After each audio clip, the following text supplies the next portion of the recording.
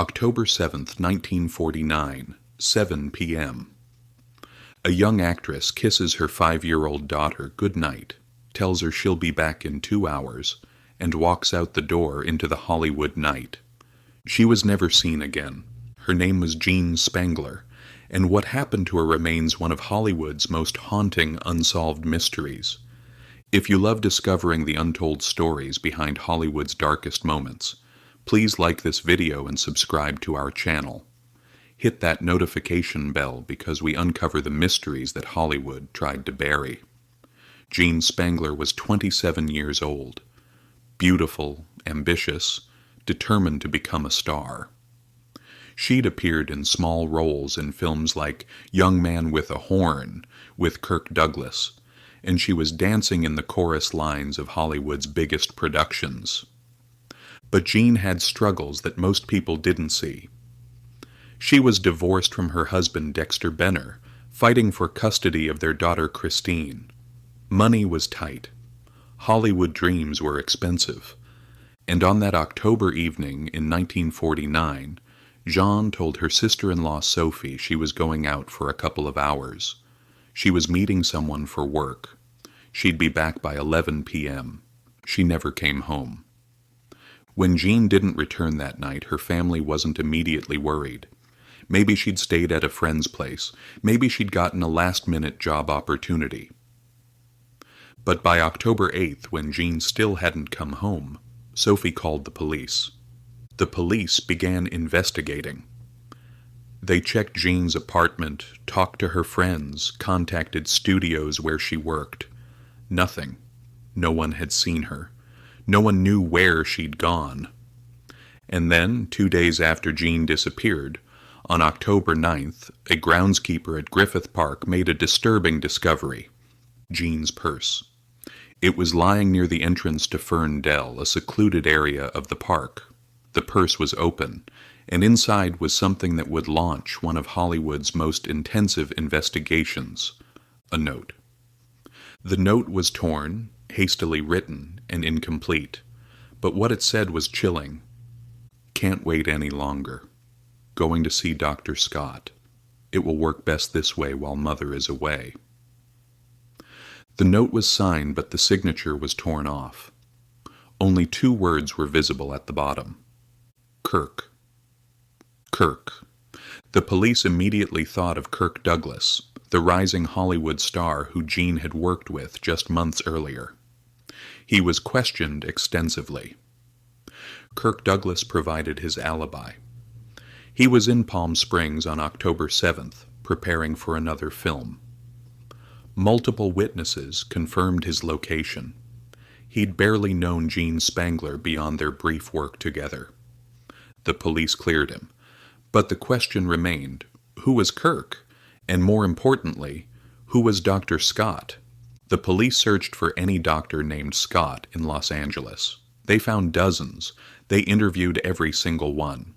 None of them knew Jean Spangler. But here's what made the investigation even more disturbing. Friends of Jean later revealed something she'd been hiding. Jean might have been pregnant. In 1949, abortion was illegal in California. But illegal abortions happened all the time in Hollywood. Young actresses who got pregnant and couldn't afford a scandal would seek out underground doctors who performed dangerous procedures. These doctors used fake names, they operated in secret, and sometimes things went terribly wrong. The theory began to form: Jean Spangler had been pregnant. She'd arranged to meet an illegal abortion doctor, possibly someone using the name Dr. Scott as a cover. Something had gone wrong during the procedure, and her body had been disposed of. But there was one major problem with this theory: Jean's ex-husband. Dexter Benner, Jean's ex-husband, was a troubled man. Their divorce had been bitter. They were fighting over custody of their daughter Christine. Dexter had been violent during their marriage. Jean had filed restraining orders against him, and Dexter's alibi for October 7th was weak. He claimed he was home alone, no witnesses, no proof. The police brought him in for questioning. They interrogated him for hours. They searched his house, his car, his workplace. They found nothing concrete, but they also couldn't eliminate him as a suspect. Years later, investigators would learn something even more disturbing. Dexter Benner had mob connections. He knew people who could make problems disappear. He knew people who could make a person disappear. But without evidence, without a body, without witnesses, they couldn't charge him. The investigation stalled. Then came another strange lead. In the weeks after Jean disappeared, multiple witnesses reported seeing a woman matching her description in Palm Springs, about 100 miles from Los Angeles. One witness, a store clerk, swore she'd sold Jean a suitcase just days after the disappearance. The woman had seemed nervous, scared, constantly looking over her shoulder. Another witness claimed to have seen Jean at a bus station trying to buy a ticket to Mexico. Could Jean have faked her own disappearance? Could she have been running from someone or something so dangerous that she had to leave her daughter behind? The police investigated these leads extensively. They showed Jean's photograph to hundreds of people in Palm Springs. They checked bus records, hotel registries, border crossing documents. Nothing conclusive. The sightings couldn't be confirmed. As the investigation dragged on, another theory emerged. Jean Spangler had been seen at parties thrown by organized crime figures in Los Angeles. She'd been romantically linked to several men with dangerous connections. In the late 1940s, the mob had significant influence in Hollywood. They controlled unions, influenced casting, ran illegal gambling operations. Actresses who got involved with the wrong people sometimes disappeared. One investigator later claimed that Jean had witnessed something she shouldn't have. A murder, a crime, something that made her a liability. And the mob didn't tolerate liabilities. According to this theory, Jean was killed shortly after leaving her apartment on October 7th. Her body was disposed of, possibly buried in the desert or dumped in the ocean. The purse in Griffith Park was planted to mislead investigators, but again without evidence, without witnesses willing to testify against mob figures. The theory remained just that, a theory.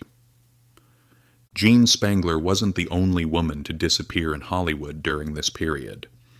Between 1947 and 1950, at least 6 young women connected to the entertainment industry vanished without a trace. Some, like Elizabeth Short, the famous Black Dahlia, were found murdered. Others, like Jean, simply disappeared, leaving behind only questions and devastated families. There were whispers of a serial killer operating in Los Angeles.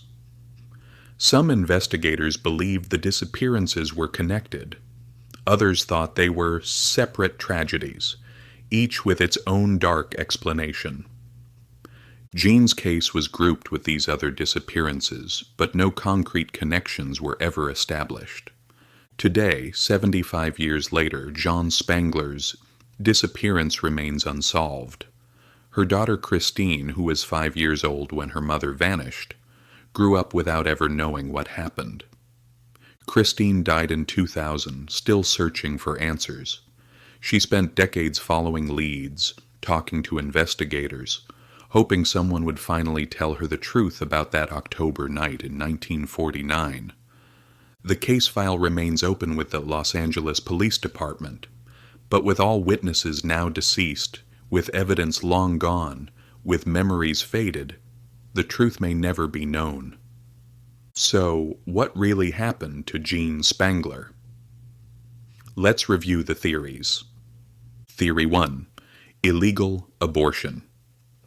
Jean was pregnant, sought an illegal abortion, something went wrong and her body was disposed of to hide the crime. Theory 2. Ex-husband. Dexter Benner, her violent ex-husband with mob connections, killed her in a custody dispute and made her body disappear. Theory 3. Mob hit. Jean witnessed something she shouldn't have, became a liability, and was eliminated. Theory 4. ran away. Jean staged her own disappearance to escape danger or start a new life, possibly in Mexico. Theory 5. Random crime. Jean encountered a predator on that October night, became the victim of a random attack, and her body has never been found. Each theory has evidence supporting it. Each theory has gaps. The truth may be a combination of multiple theories or something entirely different that investigators never uncovered. What we know for certain is this. Jean Spangler was a real person, a mother, a daughter, a woman with dreams of Hollywood stardom, just like thousands of others who came to Los Angeles seeking fame. And one October night, she walked out of her apartment and into darkness. Whether that darkness was an illegal medical procedure, a violent ex-husband, organized crime, or something else entirely, we may never know. Her daughter Christine died still searching for her mother. Jean's family died without answers, and Jean herself, wherever she is, remains lost to history. Hollywood has always had a dark side.